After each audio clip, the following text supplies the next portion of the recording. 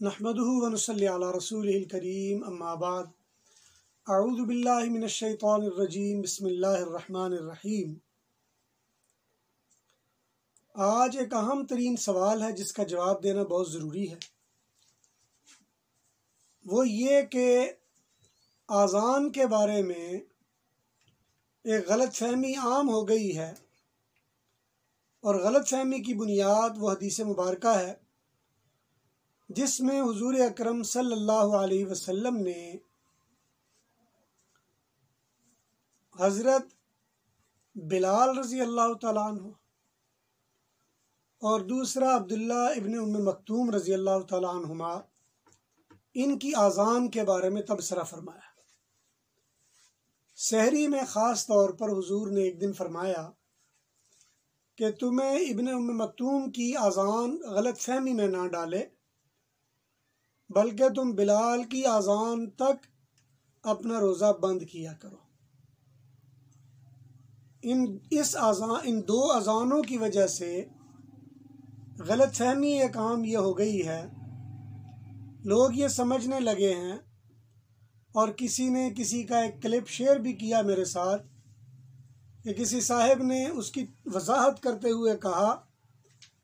کہ اس کا مطلب یہ ہے کہ اذان کے فوراً بعد روزہ بند نہیں ہو جاتا،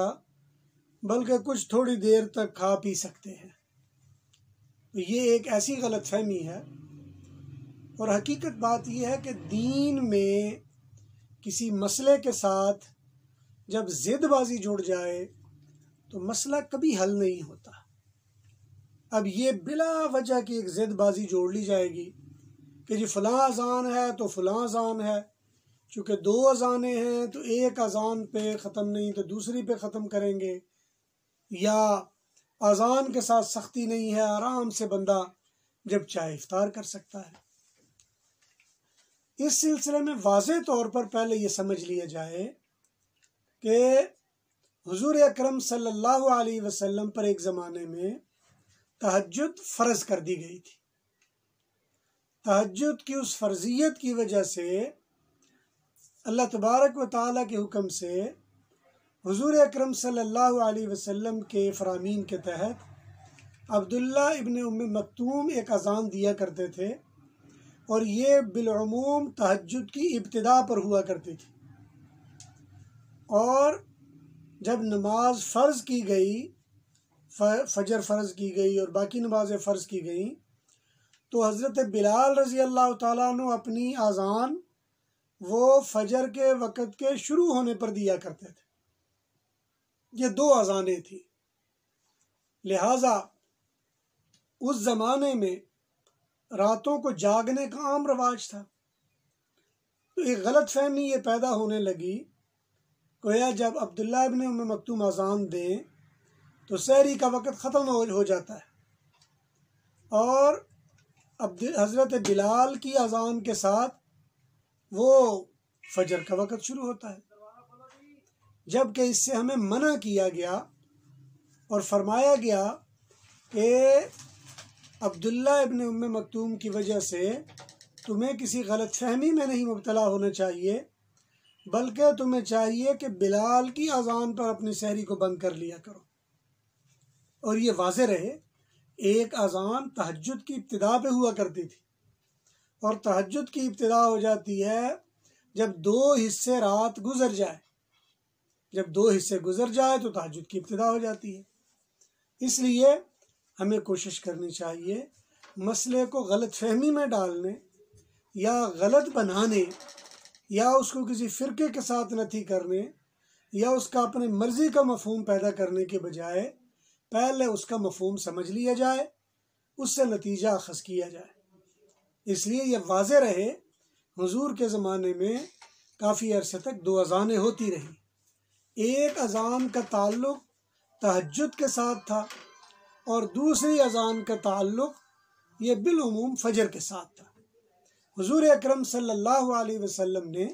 لوگوں کی غلط فہمی دور کرنے کے لیے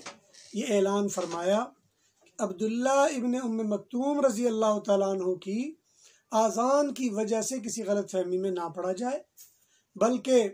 جب وہ ہو تو کھانا پینا جاری رکھا جائے، اس لیے کہ بعض اوقات سحری اس سے پہلے شروع کر دیتے تھے لوگ، بعض اوقات اس کے ساتھ شروع کرتے تھے، اور یہ اس زمانے میں معمول تھا چونکہ عبادت زیادہ ہوا کرتی تھی۔ اور پھر یہ بھی مسئلہ ہے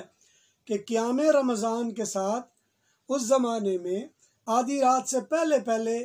قیام رمضان ہوتا تھا،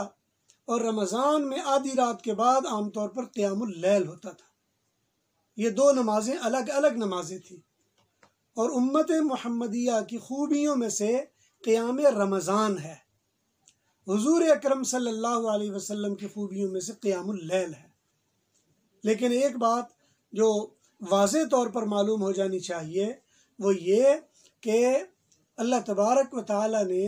حضور صلی اللہ علیہ وسلم کے ذریعے جو ہمیں دین دیا، اس میں الگ الگ اوقات کے لیے الگ الگ عبادتیں متعین کی۔ اسی لیے قرآن کریم میں فرمایا ان الصلاۃ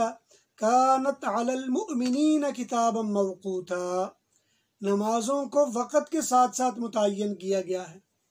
لہذا تہجد کا اپنا وقت ہے، فجر کا اپنا وقت ہے۔ تہجد کا وقت اصل میں سحری کا وقت ہے، جب تہجد کا وقت ختم ہو جائے تو سحری کا وقت بھی ختم ہو جاتا ہے۔ سحری کا وقت ختم ہونے یا تہجد کا وقت ختم ہونے پر حضرت بلال رضی اللہ تعالیٰ عنہ اذان دیا کرتے تھے، اور وہ اذان اصل میں نماز یعنی سحری بند ہونے کی اذان ہوا کرتی تھی۔ اس لیے عام طور پر جو حدیث کے بارے میں غلط فہمی ڈال دی گئی ہے اور لوگ اس غلط فہمی میں پڑ گئے ہیں، اس میں ہرگز نہیں پڑھنا چاہیے، بات کو اچھی طرح سمجھنا چاہیے اور واضح انداز میں اس کو سمجھ کر اس کے مطابق اپنے آپ کو ڈھالنا چاہیے۔ دعا ہے اللہ ذوالجلال سے کہ جو کہا سنا گیا اللہ تعالیٰ سمجھنے اور عمل کرنے کی توفیق نصیب فرمائے۔ وآخر دعوانا ان الحمد للہ رب العالمین۔